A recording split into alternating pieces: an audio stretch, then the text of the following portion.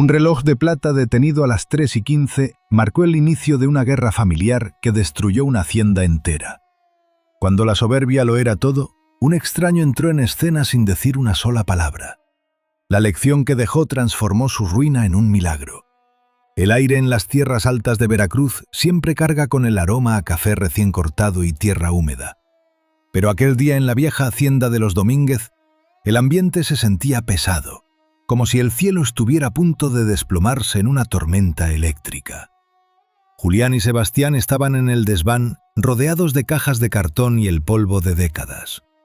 Tras el funeral de su padre, la casa se sentía vacía, y el silencio solo era interrumpido por el chirrido de las maderas viejas.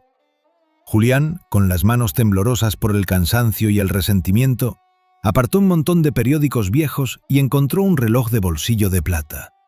Estaba frío al tacto, y sus manecillas se habían detenido exactamente a las 3:15. A su lado una carta notarial incompleta, olvidada en un sobre amarillento, sugería una distribución de la tierra que dejaba a Sebastián con la mejor parte de los cafetales. La ambición, esa mala consejera que siempre acecha en las familias, despertó de inmediato en Julián. Comenzaron a gritarse, reclamándose años de sacrificios que cada uno decía haber hecho más que el otro. Sin embargo, afuera, en el porche trasero, ajeno a los gritos que retumbaban en la sala, un hombre mayor de piel curtida por el sol y vestido con ropa de trabajo sencilla, tallaba con parsimonia una pequeña figura de madera. Sus manos, callosas y fuertes, se movían con una delicadeza que contrastaba con la brusquedad de los hermanos.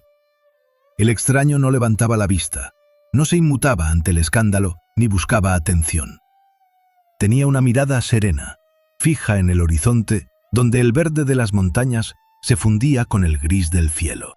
Los hermanos, cegados por la rabia y el deseo de quedarse con cada hectárea, ni siquiera se percataron de su presencia. Estaban demasiado ocupados contando monedas imaginarias y peleando por los linderos de una propiedad que, para ese entonces, ya comenzaba a marchitarse por el abandono. El aire se volvió espeso. La figura de madera empezaba a tomar forma en las manos del anciano, quien parecía saber algo que ellos, en su ceguera, no lograban ver. Mientras el reloj de plata permanecía inmóvil, el tiempo en la hacienda parecía haberse detenido para observar aquel desplome de la fraternidad. Era como si la casa misma contuviera el aliento, esperando a ver quién daría el primer paso hacia la ruina total, mientras el extraño, en su rincón de sombra, seguía tallando el destino que ellos mismos estaban destruyendo con sus propias manos. Nada volvería a ser igual después de esa tarde de café y rencores. Pasaron 6 meses y la hacienda, que alguna vez fue el orgullo de la región de Veracruz, lucía ahora como un esqueleto olvidado. Los campos, antes vibrantes de cafetales bien cuidados, se habían secado bajo un sol implacable, convertidos en arbustos pardos que crujían con el viento. El dinero, malgastado en abogados ambiciosos que prometían victorias legales imposibles, se esfumó como agua entre los dedos. Julián y Sebastián ya no se hablaban. El odio visceral se había instalado en sus pechos como un huésped no deseado, impidiéndoles incluso cruzarse la mirada en el pueblo. La miseria los alcanzó con una rapidez cruel, dejándolos sin un centavo y con el prestigio familiar hecho añicos. Julián, derrotado y consumido por la amargura, estaba sentado a solas en la cocina vacía de la casa principal. La mesa de madera, donde antes compartían desayunos antes de ir a trabajar, ahora solo sostenía una taza de café frío y el peso de su propia soledad. Sus manos, que antaño habían labrado la tierra con orgullo, ahora temblaban con una fragilidad impropia de un hombre de campo. De pronto, sin que se escuchara el rechinar de la puerta, el hombre de la madera entró silenciosamente y se sentó en la silla frente a él. Julián levantó la vista, sorprendido por la presencia de un extraño en su propia ruina.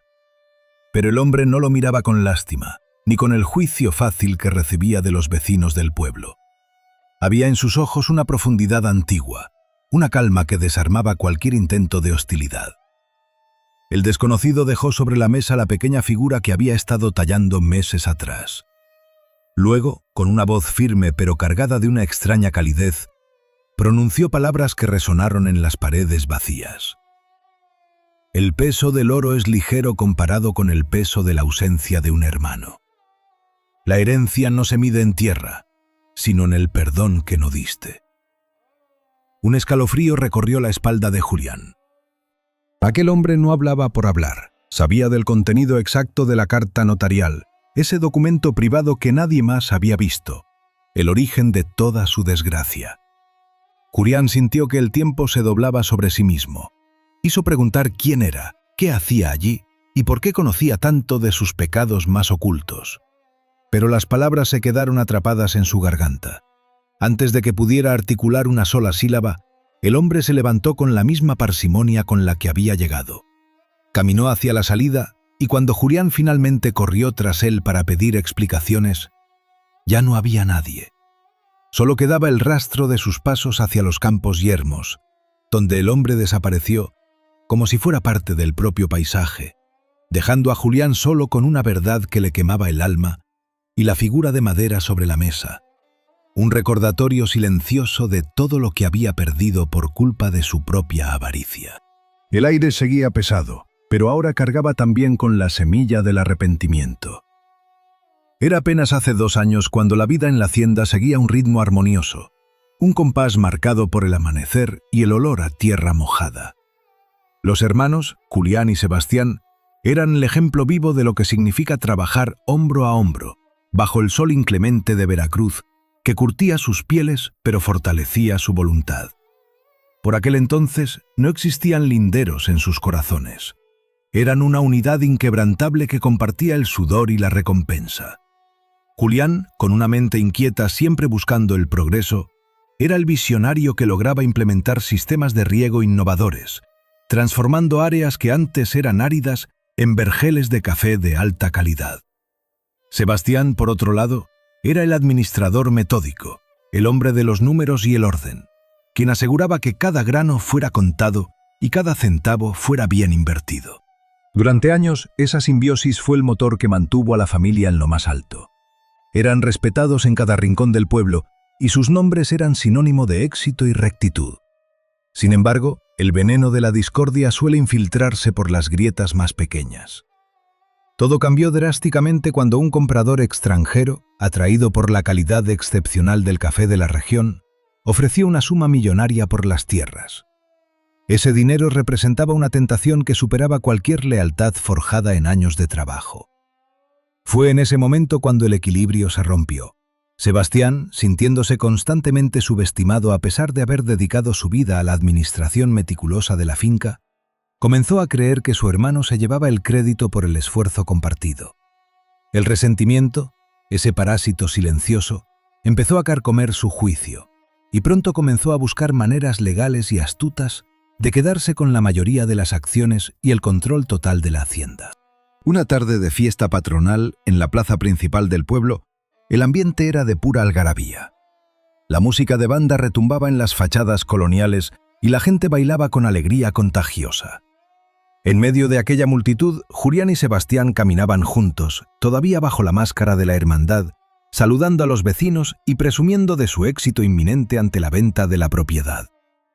Parecían felices, pero el lenguaje corporal ya empezaba a traicionarlos.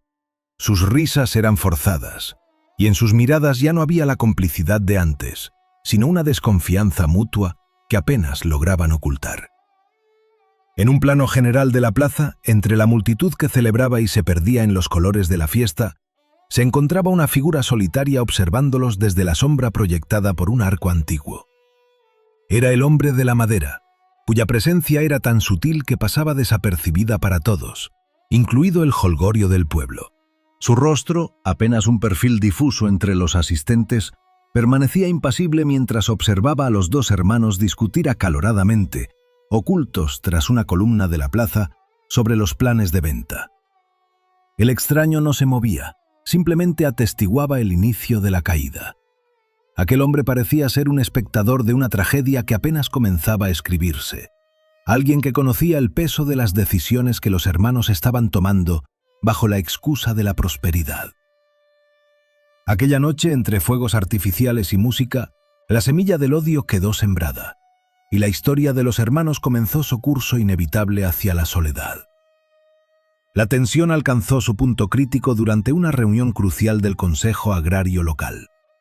El salón estaba atiborrado de agricultores influyentes y representantes de la región, todos expectantes ante lo que prometía ser una resolución definitiva sobre la propiedad de las tierras. Sebastián, con una seguridad que rayaba en la crueldad, tomó el estrado. Frente a todos, sacó una carpeta llena de documentos meticulosamente alterados, los cuales supuestamente demostraban que Julián padecía una inestabilidad mental severa que le impedía administrar los bienes familiares. Su voz, firme y convincente, tejía una red de mentiras diseñada para destruir no solo la reputación de su hermano, sino su derecho legítimo a la herencia. La humillación fue total. Sebastián utilizó tecnicismos legales con una frialdad quirúrgica, llamando a su hermano inestable y desequilibrado, ante los mismos vecinos que durante años los habían respetado y admirado. Julián, atónito y traicionado por la persona en quien más confiaba, sintió cómo el suelo se abría bajo sus pies. La audiencia, influenciada por la elocuencia de Sebastián y la supuesta gravedad de los documentos, comenzó a murmurar. Las miradas de respeto se transformaron rápidamente en juicios silenciosos y muchos de los presentes, temiendo verse involucrados en el escándalo, empezaron a evitar a Julián, dándole la espalda como si su desgracia fuera algo contagioso. En la última fila del salón, casi escondido entre las sombras de las columnas coloniales, el hombre de la madera observaba la escena con los brazos cruzados. Su presencia, aunque silenciosa, parecía llenar todo el espacio con un peso insoportable, como si él fuera el único que realmente comprendía el valor de la justicia y la gravedad de lo que estaba ocurriendo. Mantenía un silencio sepulcral, un juicio contenido que pesaba más que cualquier acusación formal lanzada en la sala. Él no intervino, no alzó la voz para corregir las falsedades, pero su mirada fija en Sebastián y luego en Julián parecía sentenciar el destino de ambos. Julián, incapaz de articular una defensa ante tal nivel de engaño y frialdad, se sintió derrotado por el protocolo y la frialdad de sus conocidos. La traición familiar, ejecutada con tanta elegancia ante los ojos de toda la comunidad, le resultó insoportable. Sin decir una palabra más, con la cabeza baja y el alma destrozada por el desprecio de su propia sangre, abandonó la sala del Consejo Agrario.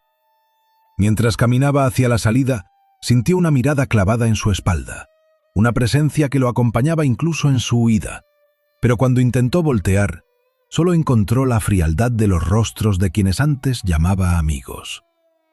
Aquella derrota pública no solo le costó la hacienda, le arrebató su dignidad y la fe en el lazo que lo unía a su hermano, dejándolo a merced de una soledad absoluta que apenas estaba comenzando. El desplome fue rápido y sin clemencia. La propiedad familiar, que antes fuera un bastión de prosperidad, fue embargada casi de inmediato debido a las astronómicas deudas generadas por las interminables y estériles disputas legales. Lo que antes eran hectáreas productivas se convirtieron en terrenos baldíos, embargados por el banco ante la incapacidad de ambos hermanos para sostener los costos operativos. Julián, aferrándose a un hilo de esperanza que se deshilachaba a cada segundo, decidió jugarse el resto de sus ahorros en un negocio desesperado. Invirtió hasta el último centavo en un cargamento de fertilizantes de alta gama, destinado a ser el salvavidas de una cosecha tardía que él mismo planeaba liderar en un pequeño terreno rentado. Sin embargo, la mala fortuna parecía seguirle los pasos. El cargamento nunca llegó a puerto. Fue víctima de la burocracia, de socios sin escrúpulos que desaparecieron con el dinero y de una serie de fallos logísticos que parecían orquestados por el destino. La traición fue total y el colapso financiero definitivo. Julián se encontró de un día para otro viviendo en la calle, con nada más que la ropa que llevaba puesta y el peso agobiante de su orgullo herido. La gente del pueblo, que antes lo saludaba con respeto, ahora lo miraba con lástima, o peor aún, con una indiferencia que le dolía más que cualquier golpe físico. En medio de esa oscuridad, Julián recordó vívidamente las palabras que aquel extraño, el hombre de la madera, le había dicho en la cocina abandonada de la hacienda. El peso de la ausencia de un hermano y la importancia del perdón. Pero en aquel momento de desesperación absoluta, aquellas frases le resultaron un consuelo vacío, una sentencia abstracta que no le devolvía el honor, ni pagaba las cuentas que se acumulaban bajo la puerta de su habitación alquilada. La esperanza se desmoronaba como terrones de tierra seca entre sus manos. Aquel encuentro con el extraño no había detenido la ejecución del embargo, ni había evitado el desahucio, ni mucho menos había traído paz a su atribulado corazón. Se sentía traicionado por el mundo, pero sobre todo por sí mismo. La promesa de redención que había sentido flotar en el aire durante aquel encuentro extraño se disolvió ante la realidad cruda de su indigencia. Julián se dio cuenta de que a veces las palabras de sabiduría llegan cuando ya es demasiado tarde, o quizás cuando todavía no estamos listos para entenderlas. Se quedó mirando sus manos vacías, preguntándose en qué momento preciso la ambición había sustituido al amor fraterno. Aquella noche, el silencio en su nueva y pequeña morada fue tan denso que casi se podía tocar, recordándole que a pesar de haber perdido todo materialmente, la verdadera pérdida era la conexión con su propia esencia y con la única persona que realmente conocía su historia.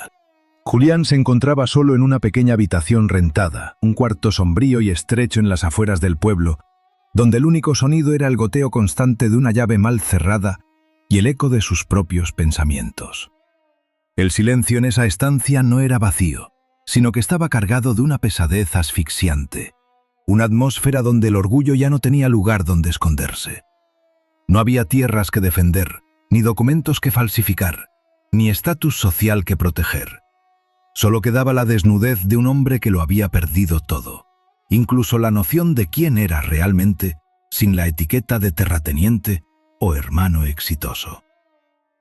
En la oscuridad de la noche, mientras la luna se filtraba a través de una persiana rota, Julián comenzó a realizar un ejercicio doloroso pero necesario: empezar a recordar. Cada momento compartido con Sebastián volvía a su mente con una claridad abrumadora, despojándose de las capas de rencor y amargura que había acumulado durante años. Recordó las risas de cuando eran niños, persiguiéndose entre los cafetales, jugando a ser los dueños de un mundo que entonces les parecía infinito. Recordó cómo durante los años de juventud trabajaban codo a codo bajo el sol abrasador, celebrando cada cosecha como un triunfo compartido, sintiendo que nada en el mundo podría separarlos. Comenzó a comprender, con una lucidez que le provocaba un nudo en la garganta, que su insistencia en el derecho propio, en esa búsqueda frenética de justicia personal y de repartición desigual, había sido precisamente el arma destructiva que despedazó su lazo sanguíneo. Había confundido el valor de la tierra con el valor de la familia, sacrificando el tesoro más grande por unos cuantos metros de suelo que, a fin de cuentas, ninguno de los dos pudo conservar.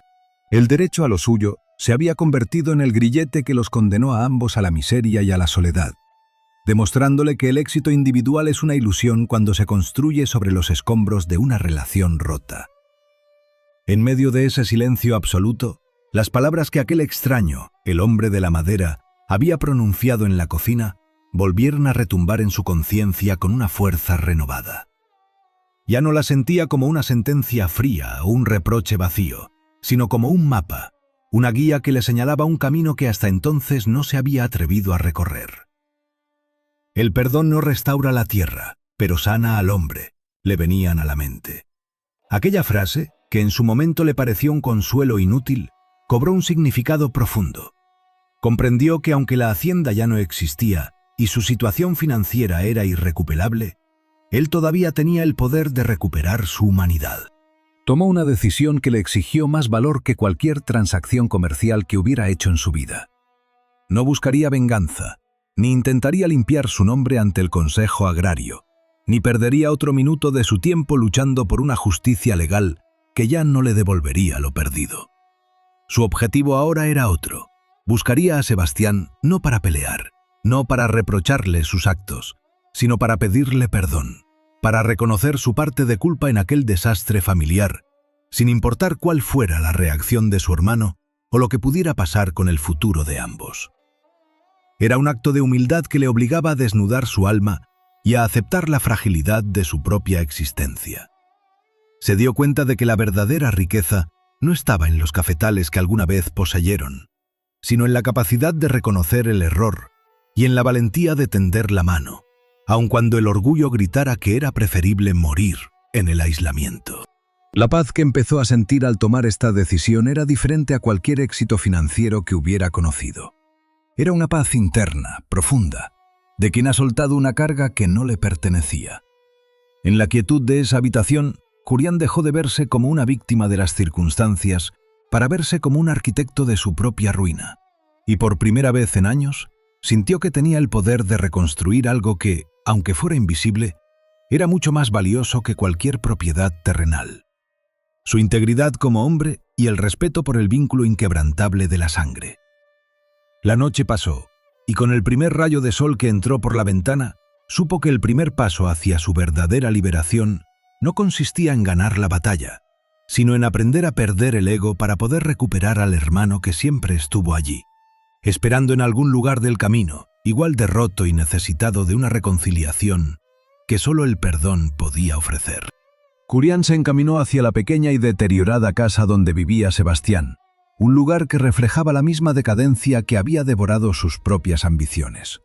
Al llegar, no sintió el impulso de reclamar, sino una necesidad imperiosa de servir. Sebastián, visiblemente desmejorado y con el peso de los años acumulado en sus hombros, se sorprendió al ver a su hermano allí, parado en el umbral, sin documentos bajo el brazo ni palabras de confrontación. Julián no esperó invitación. Se puso manos a la obra, comenzando por las reparaciones más urgentes del techo, que amenazaba con ceder ante la próxima temporada de lluvias. A medida que los días pasaban, el trabajo físico se convirtió en el puente de su reconciliación. Bajo el sol del mediodía, mientras reparaban maderas y ajustaban tejas, los rencores que durante tanto tiempo fueron muros infranqueables empezaron a transformarse en conversaciones honestas y crudas. Sebastián confesó el vacío que le dejó la victoria legal, la soledad absoluta de estar rodeado de nada tras haber destruido el lazo más importante de su vida. Julián, por su parte, admitió su propia terquedad y el orgullo que le impidió ceder cuando aún había tiempo de salvar la finca. Fue entonces cuando ocurrió lo inesperado. El comprador extranjero, aquel que años atrás había detonado la codicia y la discordia con su oferta millonaria, regresó al pueblo. Sin embargo, no buscaba comprar la tierra que ya estaba en ruinas, sino que un antiguo contacto local, al presenciar la transformación de los hermanos y su trabajo honesto y reconciliado, les recomendó una nueva forma de exportación local enfocada en métodos orgánicos. La noticia cayó como una bendición en un terreno que parecía estéril. Todo comenzó a encajar con una precisión asombrosa, casi como si las piezas de un rompecabezas que habían estado dispersas por el odio ahora se acomodaran por sí solas para darles una segunda oportunidad. La sincronía entre el esfuerzo de los hermanos y las nuevas oportunidades comerciales no parecía obra de la casualidad, sino el resultado de haber finalmente soltado el lastre del pasado. Al trabajar juntos, la eficiencia regresó a sus vidas, no por la búsqueda de una riqueza desmedida, sino por la paz de saber que estaban construyendo algo auténtico.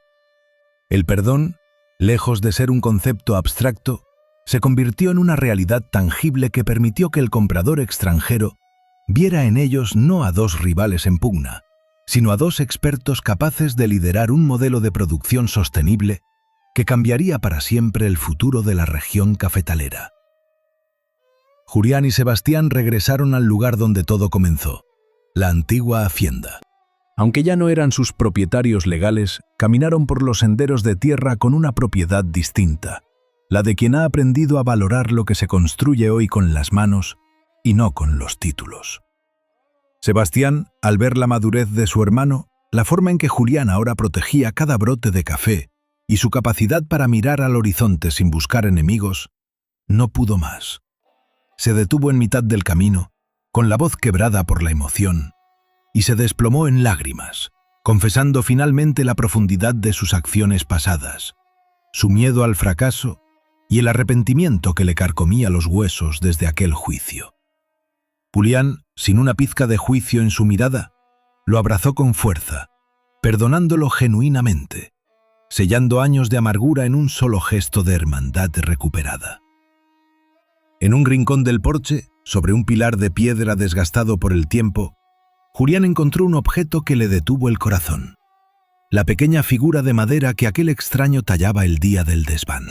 La tomó entre sus manos con reverencia y se dio cuenta de la verdad. La figura no era un simple adorno, era una representación exacta de ellos dos, abrazados, tallada con una precisión que desafiaba la lógica. No hubo explicaciones mágicas, ni apariciones, ni luces celestiales. Solo existía la paz profunda de quien entiende que, aun en la ruina total, nunca estuvieron solos.